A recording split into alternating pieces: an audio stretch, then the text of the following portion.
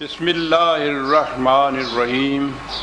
عزیزان من، آج دسمبر 1983 کی 23 تاریخ ہے اور درس قرآن کریم کا آغاز سورہ نوح سے ہو رہا ہے، 71ویں سورت 71۔ جیسا کہ میں ہر بار اس کی یاد دہانی کراتا ہوں، یہ آخری پاروں میں بالخصوص اس تباہی کا ذکر آ رہا ہے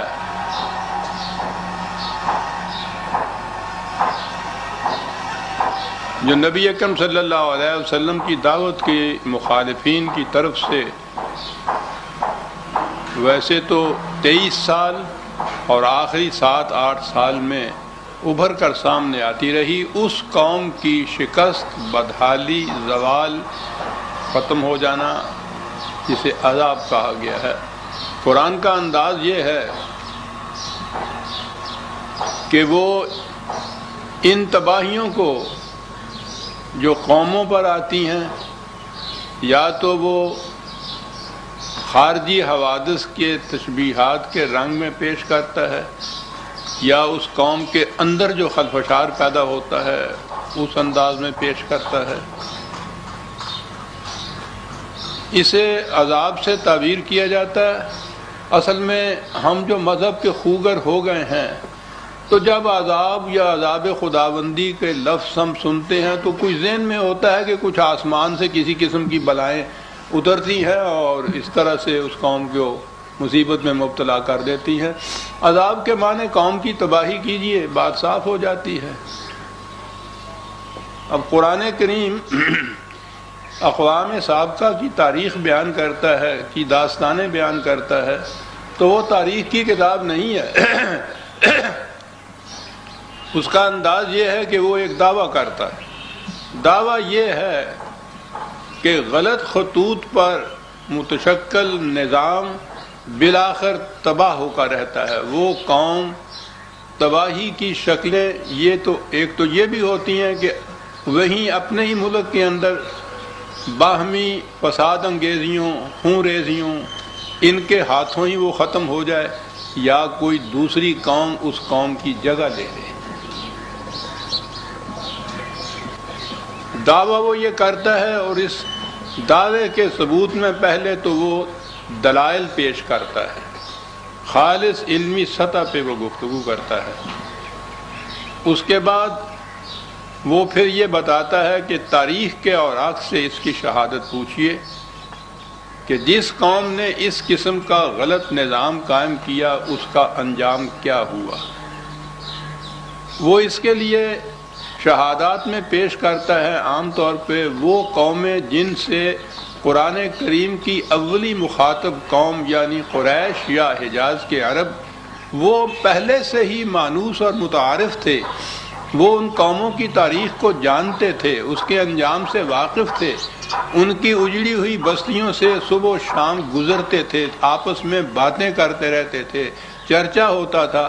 فرق صرف یہ تھا کہ وہ یہی سمجھتے تھے کہ کوئی آسمان سے بجلی گری اور یہ سب کو تباہ ہو گئی۔ قرآن اس کے مقابلے میں بتاتا یہ ہے کہ تباہی کے نشانات تو تم دیکھتے ہو، اس کی وجہ کی طرف تم توجہ نہیں دیتے۔ وہ وجہ یہ تھی کہ اس قوم کے اندر نظام غلط تھا، جرائم عام ہو گئے تھے، اور اس کی وجہ سے وہ قوم تباہ ہو گئی تھی۔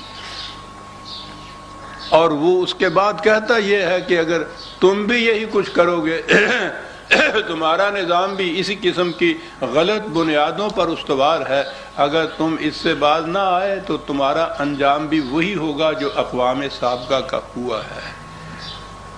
یہ ہے جو چیز ہے اقوام سابقہ یا انبیاء گزشتہ کی داستانیں بیان کرنے سے مقصود۔ اب یہاں پیچھے سے چلا آ رہا ہے یہی کہتا ہوا، یہ قریش کے نظام کے جو اسقام اور معائب گناتا ہے قرآن، یاد رکھیے کہ وہ اقوام سابقہ میں سے بھی ان کے ہاں بھی خرابیاں تو بہت ہوتی تھیں عام، وہ ان میں سے اس خرابی کا خاص طور پر ذکر کرتا ہے، وہ جو ان کو لے ڈوبنے والی ہوتی ہے، تباہی کا موجب بن جاتی ہے، خاص طور پہ اس خرابی کا ذکر کرتا ہے وہ وہ شروع کرتا ہے داستان کو حضرت نوح علیہ السلام سے۔ اب آپ دیکھیے کہ وہ جو قوموں کی تباہی کے یا عذاب کے جرائم یا اسباب گناتا ہے، کس کس قسم کی چیزیں آتی ہیں۔ اصولی طور پر حضرت نوح علیہ السلام کی قوم کا جرم گناتا ہے کہ اس میں طبقاتی تفریق تھی، کلاس ڈسکریمنیشن جسے کہتے ہیں۔ کام کاج کرنے والے، وہ ان کے ہاں جو بڑے بڑے ملا اعلیٰ تھے، سرداران قوم، بڑے بڑے جاگیردار، بڑے بڑے ذمہ دار، انہوں نے اپنے ہی ہاں کے جو کام کرنے والے تھے، کمی کمین، ان کو وہ کمین سمجھتے تھے۔ تو جرم یہ قرآن نے بیان کیا ہے اس قوم کے ڈوبنے کا، تباہی کا، کہ ان کی کیفیت یہ تھی کہ وہ طبقاتی تفریق وہاں شدت تک پہنچی ہوئی تھی۔ اب دیکھتے چلے جائیے کہ یہی جرائم جب ہمارے زمانے میں آئیں گے تو قومیں انہی کے ہاتھوں سے تباہ ہوں گی۔ قریش کے ہاں بھی یہ بڑی چیز تھی، وہ نسلی امتیاز کی بنا پر بھی ان کے ہاں برہمن اور شودر کی کیفیت پیدا ہو چکی ہوئی تھی۔ بہرحال ابتدا کرتا ہے وہ حضرت نوح علیہ السلام سے۔ اس قوم کے اندر طبقاتی تفریق تھی جس کی وجہ سے وہ تباہ ہوئی۔ اس کے بعد وہ قوم عاد کو لیتا ہے۔ عاد کے ہاں تو کہتا یہ ہے کہ ان کے ہاں کے ارباب اقتدار جو تھے، ان کے اس میں حکومت جو تھی وہ ڈنڈے کے زور پر تھی، تکبر تھا، استکبار تھا، استحصال تھا، سرکشی تھی، کوئی قانون نہیں تھا۔ یہ جنگل کا قانون جسے کہتے ہیں، استکبار اور عنید وغیرہ بات قرآن نے کہی ہے۔ لیکن قوم عاد کے قصے میں ایک ایسا نقطہ وہ بیان کر گیا ہے جس کی تفصیل تو شاید میں بعد میں کبھی بیان کروں گا، وہ ہے بڑی اہم چیز۔ وہ جو ارباب اقتدار تھے ان کا تو بتایا کہ وہ اس قسم کے استحصال اور استکبار اور اس قسم کی سرکشی سے حکومت کرتے تھے۔ قوم کا جرم یہ بتایا کہ وہ خاموشی سے ان کی ان تمام چیزوں کو برداشت کیے چلے جاتے تھے۔ یہ بڑی اہم چیز ہے، کبھی میں بیان کروں گا کہ جو دوزخ میں، جہنم میں مکالمہ وہ بتاتا ہے ان نیچے کے قوم کا اور قوم کے جو اکابرین تھے ان کا، اور قوم یہ کہتی ہے خدا سے کہ انہیں دوہرا عذاب دیجیے اپنی جرم کی وجہ سے، اور ہمیں بھی انہوں نے گمراہ کیا۔ جواب ملتا ہے کہ تمہیں بھی دوہرا عذاب، ان کی قوت تو تمہاری دست و بازو کی رہنے کی ہمت تھی، یہ کہاں سے لائے تھے قوت؟ تم نے انہیں خدا بنایا تو یہ خدا بن بیٹھے، ورنہ ان کی تو اپنی حیثیت ہی کچھ نہیں تھی۔ اس جرم کی پاداش میں قوم تباہ ہوتی ہے۔ قوم سمود آتی ہے آگے، ان کے ہاں کی معیشت ایگریکلچر تھی، زرعی معیشت تھی، زیادہ عام طور پہ وہ مویشی پالتے تھے۔ بڑے بڑے سرداروں نے چشموں پہ، چراگاہوں پہ قبضہ کر رکھا تھا، ذاتی ملکیت بنا رکھا تھا خدا کے ان ذرائع رزق کو، اور غریبوں کی وہ کے مواشیوں کو وہ آنے نہیں دیتے تھے آگے۔ کبھی وہ چھوڑ کے چلے گئے جب تو بقایا پانی تھوڑا بہت یا کوئی گھاس بچ رہا تو ان کے حصے میں آ گیا، ورنہ انہوں نے ذاتی قبضہ، زمین پر ذاتی قبضہ، ذرائع پیداوار کو استحصال کے طور پہ اپنے قبضے میں لینا، یہ جرم بتایا گیا قوم سمود کا۔ شعیب، قوم شعیب یا قوم مدین، ان کے ہاں کاروبار، ان کے ہاں معیشت کاروباری تھی۔ اس کے ہاں یہ کہا کہ وہ کاروبار میں ڈنڈی مارتے تھے، کبھی پورا تول نہیں دیتے تھے۔ اکانومی اس قسم کی رکھی ہوئی تھی۔ بات آج بھی وہی ہے، انداز کچھ بدلے ہوئے ایسے ہیں کہ اس کے لیے اصطلاحات، کچھ ٹرمز کچھ اور بدل گئی ہیں، بات اتنی ڈنڈی مارنے کی بات ہے جو قرآن کہتا ہے۔ یہ ہے جرم قوم شعیب کا جس کے ہاتھوں وہ تباہ ہوئی ہے۔ اس کے بعد فرعون آتا ہے۔ جرم کیا ہے؟ انا ربکم اعلیٰ، رزق کی ساری چیزیں اپنے کنٹرول میں رکھی، جسے جتنا چاہے اتنے کی پرچی اس کو دے۔ یہ جرم ہے فرعون کا۔ یہ اس قسم کے وہ موٹے موٹے جو جرائم ہیں جن کی وجہ سے قومیں تباہ ہوتی ہیں، وہ بار بار ان کا ذکر کرتا چلا آتا ہے۔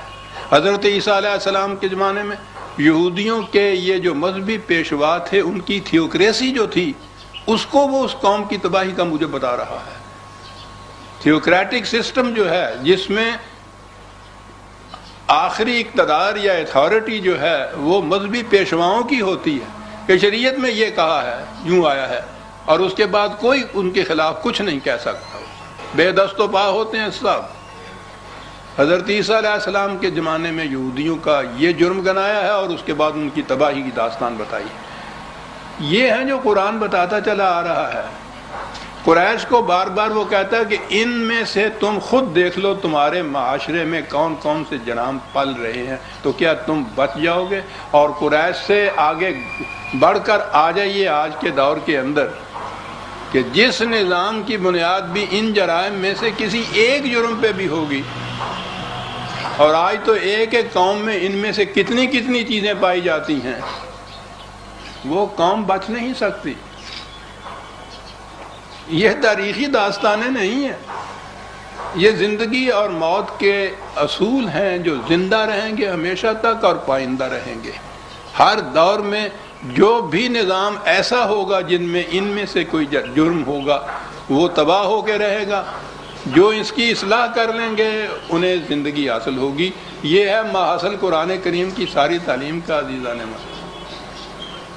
اور اس کے بعد یہ کہ یہ دیکھو اور اپنے نظام کو، اپنے معاشرے کو پھر پرکھ کر دیکھو، اس کسوٹی پر کس کر دیکھو کہ ان میں کوئی جرم تمہارے ہاں تو نہیں پایا جاتا، پایا جاتا ہے اور تم اس کی اصلاح کی فکر نہیں کرتی تو تباہ ہو جاؤ گے۔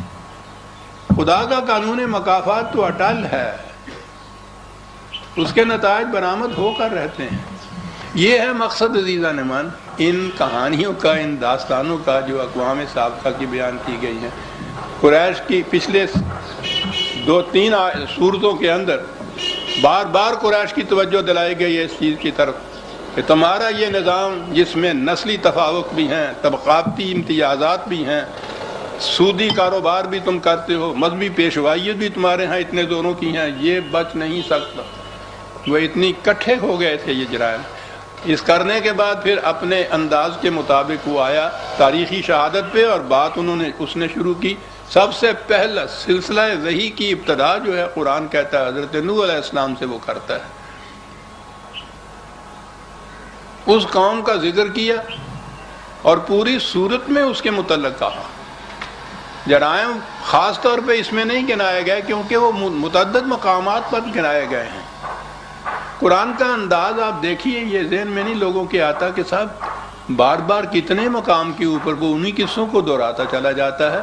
یاد رکھیے کہ یہ قرآن کوئی بیٹھ کر لکھی ہوئی کتاب نہیں ہے کہ اس کے ہاں یہ اس چیپٹر میں یہ لکھنا ہے، اگلے چیپٹر میں یہ لکھنا ہے، اور اس کے بعد یہ 23 سالہ زندگی جو حضور کی تھی، مختلف مقامات پر، مختلف تقاریب پر، مختلف لوگ جو مخاطب تھے ان کے حسب حال، یہ یوں کہیے جیسے کچھ خطابات یا ایڈریسز ہیں، ان کو مخاطب کر کے یہ چیزیں کہی گئی ہیں۔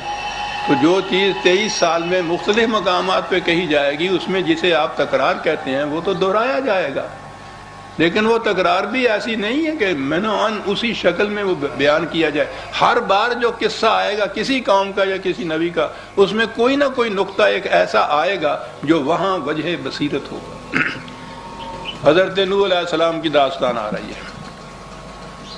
انا ارسلنا نوحا الی قومہ ان انذر قومک من قبل ان یاتیہم عذاب علیم۔ قرآن نے یہ واضح طور پہ کہا ہے کہ جب بھی کسی قوم کی حالت یوں بگڑتی تو پہلے وہاں وہ آتے جو ان کو وارن کرتے، تنبیہ کرتے کہ تمہارے اس روش کا نتیجہ تباہی ہوگا، اب بھی اصلاح کر لو تو بچ جاؤ گے۔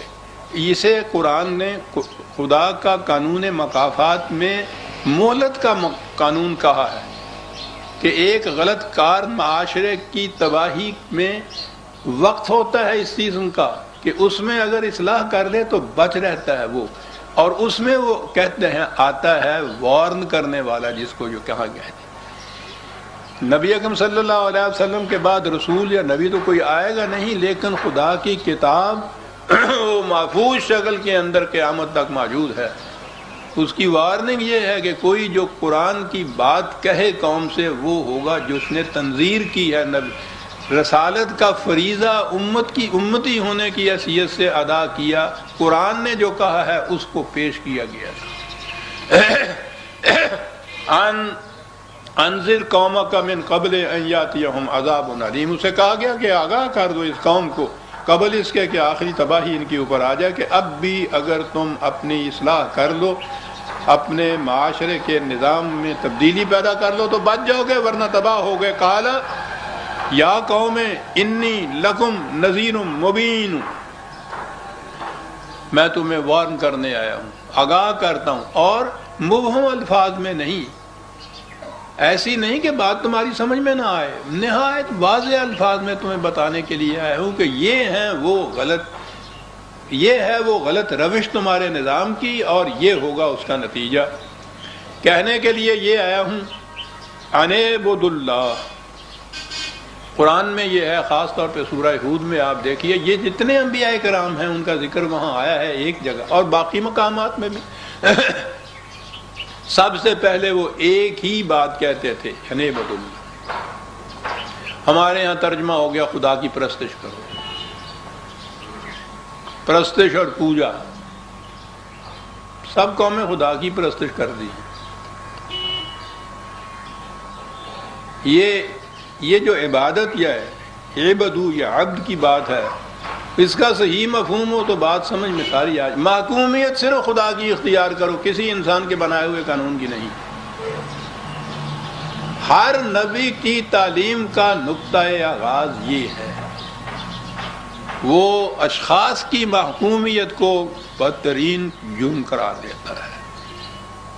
محکومیت کا، حکومت کا حق کسی انسان کو نہیں ہے، یہ صرف خدا کو حاصل ہے۔ اس لیے ہر نبی یہ کہتا تھا کہ خدا کی محکومیت اختیار کرو۔ آپ عبادت کا ترجمہ یہ کر لیجئے تو بات واضح ہو جاتی ہے۔ کسی اور انسان کے بنائے ہوئے نظام کی قانون کی اطاعت ہی نہیں ہے، اطاعت صرف خدا کی ہے۔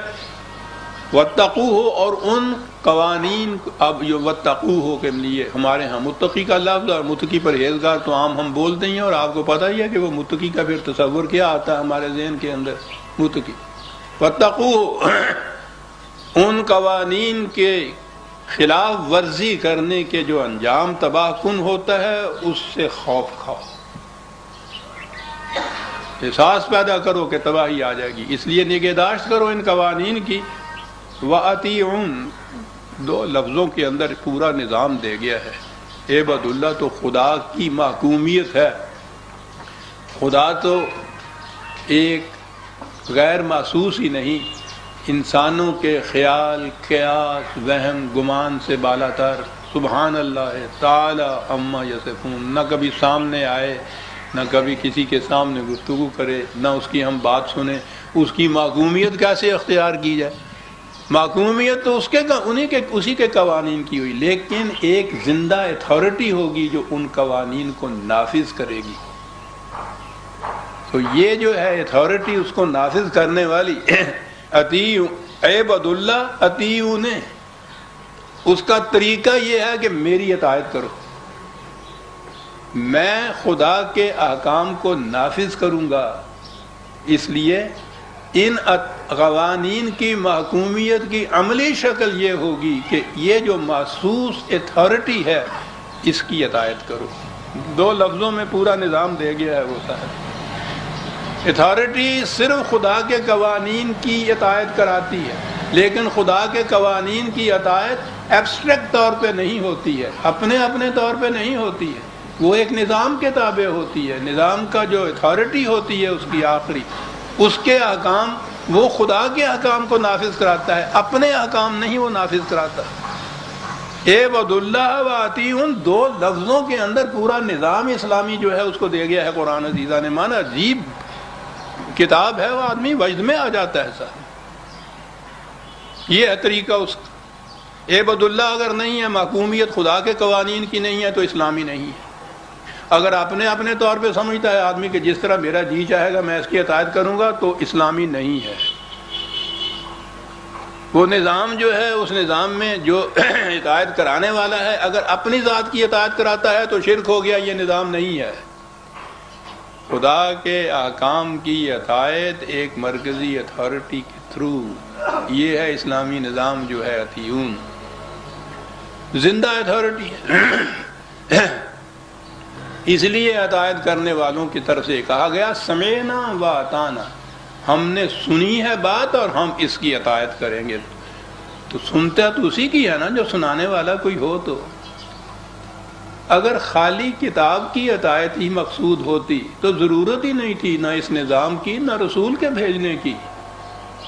کتاب کو کسی چٹان پہ لکھ دیتے، آسمان سے اتار دیتے، لکھی لکھائی آ جاتی، اس سے کام نہیں چل سکتا تھا۔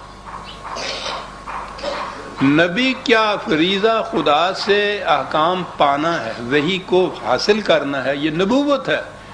اس کے بعد فریضہ رسالت ہے کہ اس نبوت کے مطابق، خدا کے احکام کے مطابق ایک عملاً معاشرہ متشکل کیا جائے، ایک امت، پہلے تو ایک امت قائم کی بنائی جائے، انسان بنائے جائیں، پھر ایک معاشرہ یا ایک نظام متشکل کیا جائے، وہ اس کے ذریعے سے خدا کے احکام کی اطاعت ہو۔